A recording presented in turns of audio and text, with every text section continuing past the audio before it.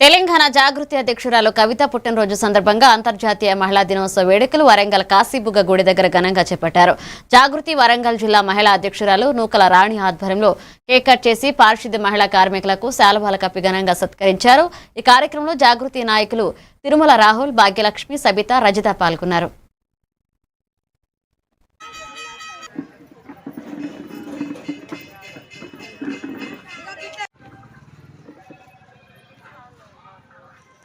ప్రతి సంవత్సరం ఇలాగనే చేసుకుంటాము.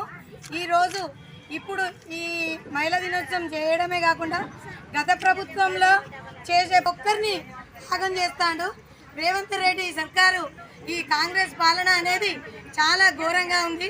అందరి హైడ్రాని ఇల్లులు కూలగొట్టడం, మహాలక్ష్మి పథకం ఇవ్వకపోవడం, తులం బంగారం ఇవ్వకపోవడం, ఈ గ్యారెంటీలు ఏవి కూడా ఏ మహిళకు వర్తించడం లేదు. ఇందిరమ్మ ఇల్లులు అంటారు. ఇందిరమ్మ ఇల్లులు ఎవరికి ఇస్తారు? పేదోళ్ళు ఎవరికి అందుతలేవు.